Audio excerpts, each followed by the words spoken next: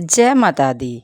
कथा कहानियाँ में आपका स्वागत है। लक्ष्मी नारायण की कृपा आप सब पर बनी रहे। आइए जानते हैं कि कन्या पूजन क्यों किया जाता है नवरात्रियों में, इसकी क्या पौराणिक कथा है। आइए जानते हैं कि चैत्र नवरात्रि हो या शारदीय नवरात्रि, दोनों में ही कन्या पूजन विशेष महत्व क्यों है। नवरात्रि के दौरान व्रत रखने वाले भक्त अष्टमी या नवमी तिथि को कन्या पूजन करते हैं और कन्याओं को भोजन कराते हैं। कन्याओं का पूजन की ये परंपरा सदियों से चली आ रही है, लेकिन इसकी शुरुआत कैसे हुई थी और क्या कन्या का पूजन का क्या महत्व है, इसके बारे में जानते हैं विस्तार से। 2025 में पड़ने वाली चैत्र नवरात्रि की शुरुआत 30 अप्रैल से हो रही है और इसका समापन 6 अप्रैल को होगा। तो आइए जानते हैं कि इस बार नवरात्रि 8 दिन की हुई थी। तो जानते हैं कि भारत में अलग अलग राज्यों में कन्या पूजन की तिथि भी अलग अलग होती है। कुछ भक्त अष्टमी को पूजते हैं, कुछ नवमी को कन्या पूजन करते हैं। आइए जानते हैं कि इससे पौराणिक शास्त्रों के अनुसार इंद्र ने जब ब्रह्मा जी के कहने पर कन्या पूजन किया था। दरअसल इंद्रदेव देवी को प्रसन्न करना चाहते थे। अपनी इच्छा को लेकर इंद्रदेव ब्रह्मा जी के पास पहुंचे और उन्हें माता दुर्गा को प्रसन्न करने का उपाय पूछा। ब्रह्मा जी ने इंद्रदेव से कहा कि देवी माँ को प्रसन्न करने के लिए हमको कन्या पूजन करना चाहिए और उन्हें भोजन कराना चाहिए। ब्रह्मा जी की सलाह के बाद इंद्रदेव ने माता की विधि विधान से पूजन करने के बाद कुमारी कन्याओं का पूजन किया और उन्हें भोजन कराया। इंद्रदेव के सेवा भाव को देखकर माता प्रसन्न हुई और उन्हें आशीर्वाद दे दिया। ऐसा माना जाता है कि तभी से कन्या पूजन की परंपरा हो गई है। नवरात्रि में माता दुर्गा के 9 स्वरूपों की पूजा की जाती है। पूजन में 9 कन्याओं को बुलाने की परंपरा है, जिन्हें माता दुर्गा के 9 रूप को प्रतीक माना जाता है। इनके साथ ही एक बटुक भी कन्याओं के साथ होना चाहिए, भैरव का रूप माना जाता है। जो भी भक्त विधि विधान से माता की पूजा आराधना करते हैं और कुमारी कन्याओं का पूजन करते हैं, उन्हें माँ का आशीर्वाद प्राप्त होता है। कन्या पूजन करने से माता की कृपा उन पर बनी रहती है और घर में परिवार में सुख समृद्धि बढ़ती है। ऐसा करने से धार्मिक और आध्यात्मिक ज्ञान को भी बढ़ता है। आइए अब जानते हैं कि कन्या पूजन के दौरान किन बातों का हमें ख्याल रखना चाहिए। कन्या पूजन के दौरान हमें 10 साल से अधिक कन्याओं को नहीं बुलाना चाहिए। कन्याओं को भोजन कराने से पहले पैर धोएं, इसके बाद उन्हें स्वच्छ स्थान पर बिठाएं। कन्याओं के पूजन से पहले हमको माता रानी को भोग लगाना चाहिए। कन्या पूजन के बाद कन्याओं को हलवा पूड़ी चने आदि खिलाना चाहिए।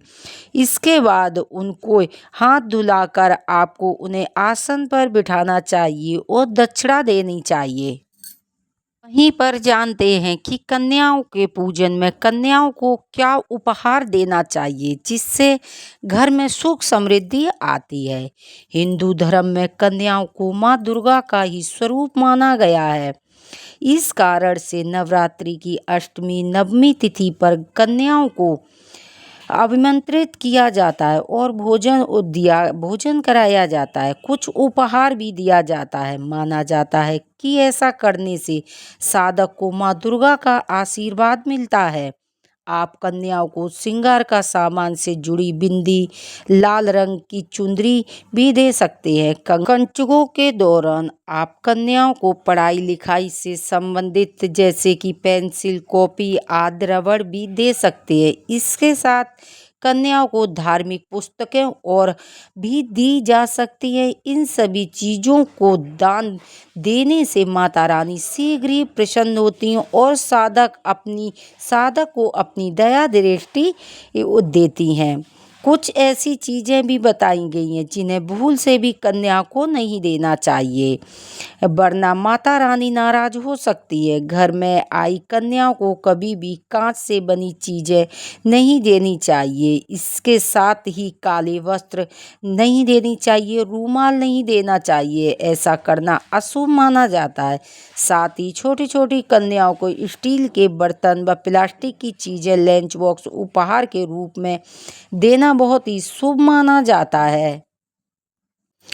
कन्या पूजन के बाद कन्याओं की विदाई करते हुए आप उन्हें लाल चुंदरी भेंट स्वरूप में दे सकते हैं, क्योंकि माता रानी को लाल चुंदरी बहुत ही प्रिय होती है। ऐसे में जब आप कन्याओं को चुंदरी उपहार में देते हैं तो माता रानी का आशीर्वाद आपको मिलता है। कन्याओं को भोजन कराने के बाद ये फल जरूर दें। मान्यता है कि फल उपहार में देने से आपके अच्छे कर्मों का फल कई गुना वापस होकर मिलता है। केले, नारियल और सब शुभ माना जाता है। प्रसाद रूप में कन्याओं को किसी एक तरह की मिठाई जरूर देनी चाहिए। इसके लिए आप सूजी का हलवा, आटा का हलवा भी बना सकते हैं। नवरात्रियों में कन्याओं की विदाई करते समय उन्हें उपहार में श्रृंगार सामग्री देनी चाहिए। इससे सबसे पहले श्रृंगार की सामग्री को देवी को चढ़ा दें। उसके बाद भोजन कराने के बाद कन्याओं को भेंट में दें। नवरात्रि के दौरान कन्याओं को उपहार में लाल चूड़ियाँ अवश्य देनी चाहिए, जिससे कन्या का आशीर्वाद आपको भरपूर मिलता है और आप सदा सुहागिन का अखंड सौभाग्य रहने का आशीर्वाद भी आपको मिलता है। कन्याओं को पढ़ाई लिखाई से संबंधित बहुत सी चीज़ें देनी चाहिए। आप पानी की बोतल दे सकते हैं कन्याओं को खुश करने के लिए। आप यदि आपके बच्चे पढ़ाई में बहुत ज़्यादा कमज़ोर हैं और पढ़ने में उनका मन नहीं लगता है तो आप कन्याओं को इस बार ज़रूर दें पढ़ने लिखने के सभी सामान। उस बच्चे से आप भेंट स्वरूप में उन कन्याओं को आप उपहार दे सकते हैं, पेन, कॉपी, पेंसिल, जो कि आपके बच्चे पर माता रानी का आशीर्वाद उसे मिलता है। तो इस तरह की आप कन्याओं को खुश कर सकते हैं। लेकिन इस बार कन्या पूजन में आप, क्योंकि 2025 मंगल की साल है, तो इस बार कन्याओं को एक चीज अवश्य देनी चाहिए। कन्याओं को पूजा करें, विधि विधान से कन्याओं के पैर धुलाएं और पैर धुलाने के बाद कन्याओं का विधि विधान से, रोली से, अक्षत से और उनको कलावा बांधना चाहिए। माता को चुंदरी जरूर भेंट में देनी चाहिए। विधि से उनका मनपसंद उनको भोजन कराना चाहिए। भोजन में उन्हें मनपसंद जो उनको भोजन अच्छा लगता है वो भोजन उनको कराना चाहिए। पेट भर के भोजन कराना चाहिए, क्योंकि कन्या एक भी भूखी न जा पाए। उनको चुनरी उड़ानी चाहिए और उसके बाद में कन्या से को आप एक एक बतासे की पोटली अवश्य दें, क्योंकि मंगल की साल है और मंगल बतासा मंगल का प्रतीक होता है। तो इस साल यदि आप कन्या पूजन में आप बतासे उनको, तो आप देखेंगे कि आपके जो रुके हुए काम थे वो सारे काम पूर्ण होने लगे और आप उनको कुछ दक्षिणा भी अवश्य दें। दक्षिणा के बाद कन्याओं को एक मुट्ठी आप चावल जरूर दें। यदि आप चावल देंगे तो आप उनसे अपनी झोली में वो चावल डलवा लेना। यदि आप चावल नहीं दे सकते हैं तो कुछ दक्षिणा उन्हें दें अलग से, और उनसे 1-2 का सिक्का आप अवश्य अपनी झोली में लेंगे और उसके बाद झोली में लेके और वो सिक्का आप अपने धन रखने की स्थान पर रख देंगे। आप देखेंगे कि साथ साथ माँ भगवती ने आपको प्रसन्न होकर आशीर्वाद दे दिया। आपके धन के भंडार भरने लगेंगे। आप देखेंगे कि आपका कन्या पूजन सफल हुआ। कन्याओं को कभी भी भूल कर लोहे की चीज़ नहीं देनी चाहिए, तेल से बनी कोई चीज़ नहीं देनी चाहिए। यानी कि कन्या को कोई ऐसी चीज़ न दें जिससे कन्या के किसी काम ना आए। यदि आप ऐसी चीज़ देंगे, कन्या इधर उधर फेंक फाक देगी, तो आपका देने का कोई भी फायदा नहीं होता। तो आप कन्याओं को खुश करने के लिए आप उनको उनकी मनपसंद यदि आप चीज़ देंगे और उनका पूजन करेंगे, तो आप देखेंगे कि आपके घर में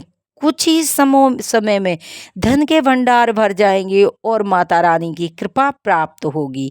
तो आप इस तरह कन्या पूजन करेंगे और कन्या पूजन के बाद आपको इस बात का